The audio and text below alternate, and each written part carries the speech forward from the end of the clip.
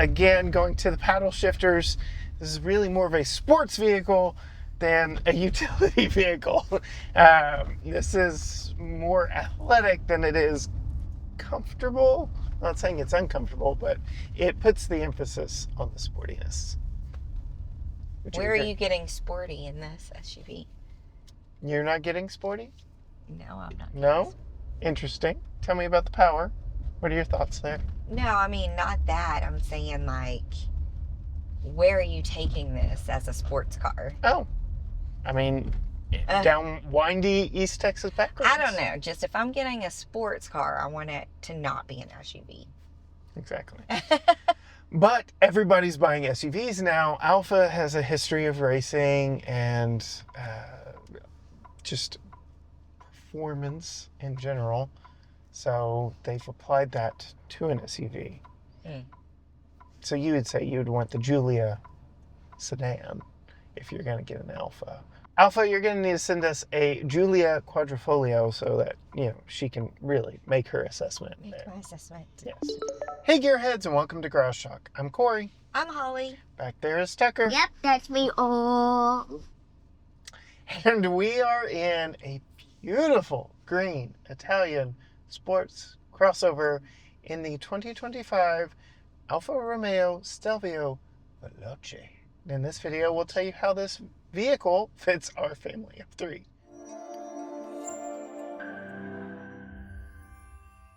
All right, Holly, you said something to me when this one pulled up. You saw it out of your window, just out of the corner of your eye. What was your thought when you first saw it? We already had it? Very close. Very close. We had the smaller Tonale in this same color, but this is the bigger Stelvio. I've reviewed a Stelvio. You have not. Yeah. This would compete with the likes of the Audi Q5 that we've already tested here on the channel. But I must ask you, what do you think of the style of this one? I like the style. Yeah. I like the green, although I know it's not factory, right? It's a special. It is factory, but it is an added cost option. Oh. But what I really like are some of the curves. Like, it's got some hips. It definitely does. I'm looking at them right now. Got some hips. Up here at the front, it's got some curves. Of course, you have to love the Alfa Romeo emblem. How many heads have you turned while driving this around? Lots of. We don't have a lot here in town, so when people see it, they're like, what is? Yeah, we don't have a lot here in town. And I was just at a meeting at my office, and everybody who came in was like, who's in the Alfa Romeo? So, it's me. Definitely turns heads, definitely has a lot of style and presence to it. Yes, it does. And then the green, which I'll go ahead and tell you, $2,200 paint option. I don't know that I like it that much. But That it has is been nice. the It's a general different consensus. shade of green than you normally see. So that also turns heads. Yes, it is very beautiful, especially here in springtime in East Texas. Everything is blooming, bright and colorful. And on this gray day like today, everything just kind of pops with extra color, including our Stelvio. What are your thoughts moving inside? Womp womp. Yeah, I mean, there's some cool touches. There's some. I like this. There's not hardly any gloss black. Yeah. There's a few places. So I like that. Yeah. I like this texture. It's Yeah. nice. But other than that, I mean, I just really feel like they could have done a different material up here to make it look more luxury. This kind of feels like old truck Yeah. off-road material. I feel like it has more personality, again, than the Audi. We tested an SQ5 a year or so ago. If those are the options. And it definitely has more personality, even inside, than that Audi. But, yeah, it's a little... Of course, now the steering wheel's solid. Yes. It's good. It's fun. Yeah. It actually kind of feels more like a sports car steering wheel. And then you have these giant metal paddles back. You do that get in the way every time you try to do something that you actually need to do. Yes, because they are steering column mounted, which is the race car method of mounting paddles versus steering wheel mounted where it goes where you turn it. Yeah. Well, it gets in my way every time I'm trying to use the blinker, or So, it has been rainy here. Yeah. You use the windshield wipers. So you're saying putting a race car feature on an everyday car, at least in this aspect, not such a great idea. No, kind of annoying. I mean, I would get used to it, Yeah. I'm sure, but every time I go to do something that There it is. in everyday life, there it is. I'm whacking my fingers on it. Yeah. We've got some nice amenities in here. You have 3-person memory seats over there. I've got a power seat over here. We've got adjustable bolsters that hug you. Hug you. You got the seat slides Thigh out. extension. Yeah, the thigh extension. Both of us. It's just different, but not powered. Yeah, the crumb catcher, as I call it. Yeah, that's true. But dual zone climate. The Shifter. the shifter is fun. Yeah. Kind of race inspired. Yeah. We've got 3 different drive modes over here. The DNA of Alfa Romeo. D is dynamic, N is natural, A is fuel efficient. I can't remember. Future me will put it on the screen, but Acceleration. no. Avenger. No, something fuel economy. It's a stretch. I remember that. But future me will have to put that on the screen. Aficionado. Sure. We'll do it. But what are your thoughts on the seats? Seats are pretty comfortable. Yeah. I mean, I'm not No going complaints. anywhere. Yeah, so when I kick it into sports Yes. sports mode. Yes. What are your thoughts on storage? I notice all your stuff is in the back seat. Womp womp. Yeah. There's not a lot of storage at the front. There is, so this mostly is taken up by a charger down here and then your ports right there. But there is a tiny little spot that I've put a couple things here. So that's a little bit. Then you've got your cup holders. Yeah, and this Up little here. thing That little to thing change. Yeah, I don't know what could go in there. Your Yeah, cup change. holders can be hidden under this metallic-like cover. You do have a pretty deep pocket right here in the door, and then you've got these Yep. little things. I've got You've a got two, forward yeah. one, But other than that, not much storage. Kind of a tiny glove box. It is damped. It is felt lined. It's but, not much, yeah. But yes, as you mentioned, my purse and everything is in the back seat. Yep. Speaking of the back seat, Tucker, how are you back there? Great. How's your leg room? Not very good. Not very good. Yeah. Yeah. Am I Yeah, it kinda is a little bit small. Yeah, this for the bigger of the two crossovers from Alfa Romeo, it's still a little tight on the inside. Yeah. But Yeah. Tucker, what do you think we need to talk about now? I get my child safeties. Yeah, which you're not even writing in right now. And then we'll talk rear storage as well. Before I bring Tucker's Graco extended fit child safety seat into the back seat, I did want to show you what it was like for me as a 5'10" adult. Bonk my head climbing in, but decent space thanks to the curvature of the seat back here. My knees are not in the seat back, but I wouldn't say it's an overly spacious back seat. I do have nice amenities here, like these eyeball-like rear vents. Once you see them as crazy eyes, you won't see them as anything else. They are crazy eyeballs for sure, but very nice. You can point them any direction you want. 2 USB-A ports down here, and then a 3-mode heated outboard back seat back here, and then a little bit of additional storage on here with the rubberized mat. We do have all-wheel drive, so we have a drive tunnel for our drive shaft, and then a kind of firm, flat seat bottom here. We do have mat pockets for storage. We've got a little bit of storage in the doors, and a full down armrest with a couple cup holders.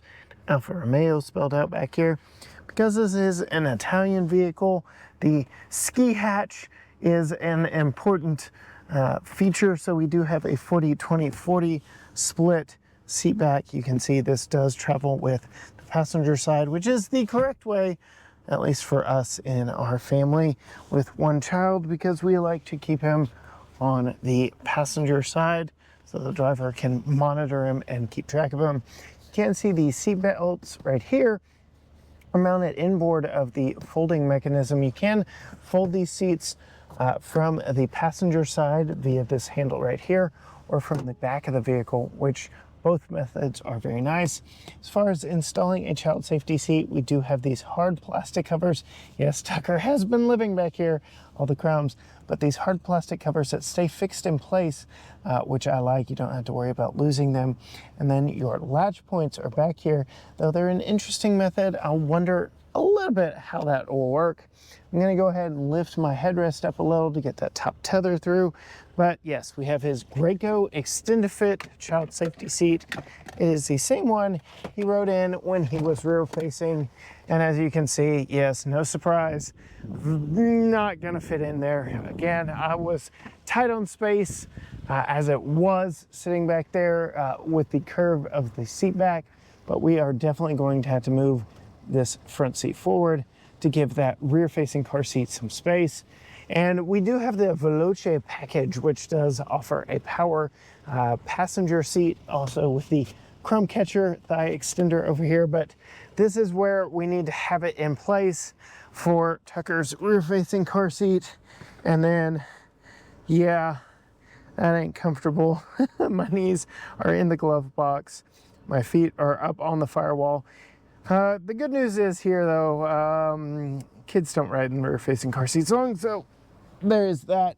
And I will note, very heavily bolstered seats, so very interesting climbing in and out there. But yeah, they don't stay rear-facing for long. We'll go ahead, rotate this one around, and we will drop the top tether back here. We're actually going to have to fish it down below. We do have a retractable cargo cover back there, so pop the seat back forward just so we can do that. Give ourselves a little extra slack on the lower latches. And then again, I was a little worried about the latch design inside these covers here, and it does seem to be what I was fearing. You had to come like straight in to even get to them. Very interesting there. But once you do get it in, it's very simple to tighten that down. It's very snug into place. Now we'll come back to the back. This does have a hands-free opening system, but you also have a button there above the license plate. You can see we get decent amount of space back here, over 18 cubic feet as it currently is. We do have this optional retractable cargo shade, which I actually prefer the retractable ones over the hard folding ones. You can see top tethers all the way across, but we'll go ahead and attach the top tether here, tighten it down, two-handed. That doesn't look like we're doing any long-term damage to the leather seats there, which is very nice. We can still fold that down. We can still fold the entire passenger side down, though it's probably gonna, catch on his armrest. But you can do that from back here very nicely. You can expand your cargo space, all of which very welcome. Just a little bit more space than what you get in an Audi Q5 Sportback, which I think would be the main rival to this. Otherwise, lots of space here under a single hard piece liftable cover here with all of your fix-a-flat stuff. So no spare tire in this one, though that stuff is hidden underneath here for you. There we go. Very nice. Worked well for us on our weekend getaway. So plenty spacious for a typical family. You can see we have a button to close it up there, unlike most other US-made Stellantis products. Okay, so we have a 40-20-40 split back seat back there, so you can fold it down for additional room. It's got decent space, but it's got that SUV coupe-like design proportions. I feel like they could have done more, but it would have been more boxy square back there. But sure. Other thoughts of driving it around? How's the visibility? I mean, it's pretty good out the front and the sides. I haven't had any problems there. Got big mirrors. Got big mirrors, but the back is a very tiny space. Yeah. Tiny living space. And then you've got the headrest back there that take up some of that view as well. And then just the way that it's kind of slanted down, if you're on a hill, as our driveway is, you're pretty much looking at the ground. Like, you can't really see out the back. Kind of hard to That see makes that. sense. I'm like trying to, yeah. Visualize, because it's kind of like on a slant Okay. down. So if you're on a hill, the visibility is less out the back. Okay. But you do have the video. You have a the backup camera. A backup camera. And is no what I meant. 360 cameras. Yeah, backup camera. And it's, I'm going to wait. It's mediocre. Yeah. In this class, I would expect 360 cameras. I'm hinting a little at the price. I would expect 360 cameras. But we'll pause a little there because we are turning on the historic brick streets of downtown Tyler, Texas. That put us back in natural mode in. And Tucker, how's your wobbly head back there? A little wobbly. Ollie, what are your thoughts? It is more wobbly than I was expecting. It is a to be. sport tuned suspension. A sport tune suspension. That was the biggest bump back That there. was the biggest bump. And you felt it. Yeah. I will say one of the biggest appeals of this vehicle is its stiffness and how well it handles and performs. Again, going to the paddle shifters, this is really more of a sports vehicle than a utility vehicle. This is more athletic than it is comfortable. I'm not saying it's uncomfortable, but it puts the emphasis on the sportiness. Would Where are agree? you getting sporty in this SUV? You're not getting sporty? No, I'm not. No? Interesting. Tell me about the power. What are your thoughts there? No, I mean, not that. I'm saying, like, where are you taking this as a sports car? Oh, I mean, down windy East Texas back roads. I don't know. Just if I'm getting a sports car, I want it to not be an SUV. Exactly. But everybody's buying SUVs now. Alfa has a history of racing and just performance in general. So they've applied that to an SUV. Mm. So you would say you'd want the Giulia sedan if you're going to get an Alfa. Alfa, you're going to need to send us a Giulia Quadrifoglio so that, she can really make her assessment Make there. my assessment. Yes. There. But yeah, definitely more emphasis on the sportiness than anything else. But that's just what buyers are craving. Give me an SUV, but make it sporty, I make it sporty. which is Got it. contradictory. Got Yes. it. Got it. Not you, though. Not you. me. Not me. I want it to look like a sports car. Yes. If it's going to drive like a sports car, I want it to look like a sports car. I mean, but you have turned heads in this. You've definitely created stirred a lot of attention Sure. towards yourself. Sure. All Which right. I do like that. Yeah. Yeah.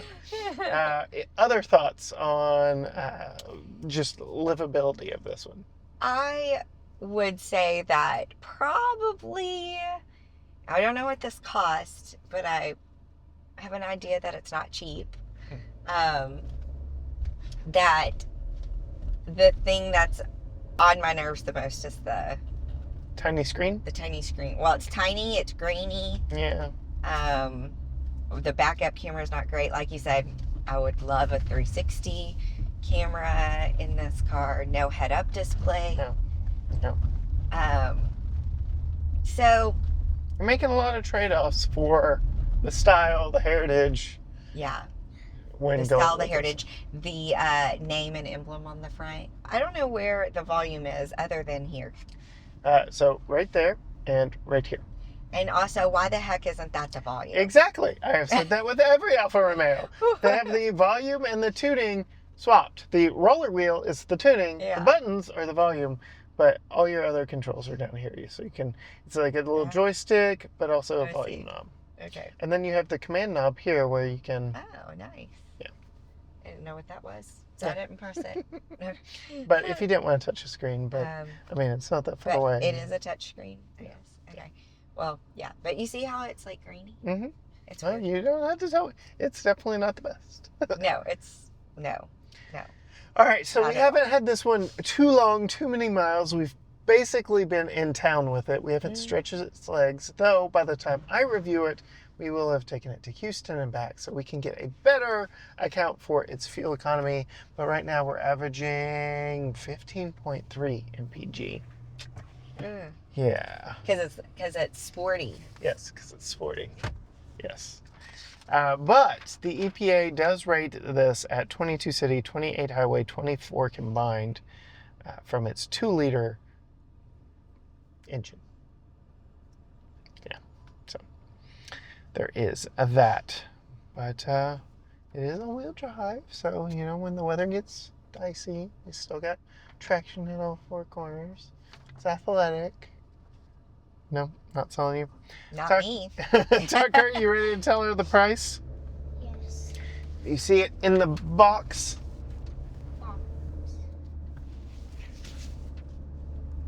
You see it in that box? Yeah, where your thumb is. All right, Holly, what do you think this one costs?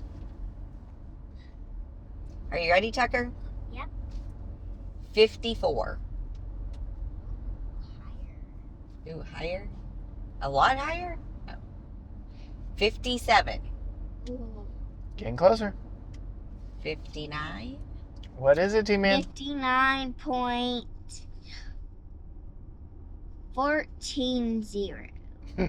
$59,140. Almost 60. Almost 60. No head-up display, no sunshades in the back seats, a 2-liter Crappy engine. video backup cam. No 360 camera. Yeah. So, thoughts now that you know the price? For me personally, I think if you're spending $60,000, that it depends on what you're looking for.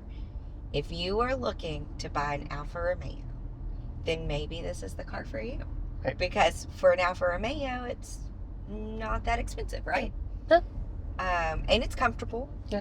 It drives nice. It has power. Unless you're going over bumpy roads, it drives nice. Feels nice. But if it's like features that you're looking for, luxury features, luxury feel on the inside, there are cars that would fit the bill at $60,000 or less. Yes. With more features. So that's my opinion. If you want to know more from Holly, you can find her on Facebook and Instagram at Female Consumer. Tucker has his own YouTube channel at Tucker's Talk. You can find all things GT Garage Talk at GT Garage Talk, Facebook, Instagram, X, TikTok, Threads, YouTube, you name it. Everything is at GT Garage Talk, or you can go to gtgaragetalk.com. But as for us, in the 2025 Alfa Romeo Stelvio Veloce.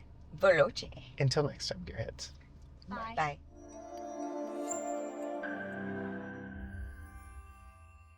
Veloce. We didn't say that enough in the video, I don't think. Veloce.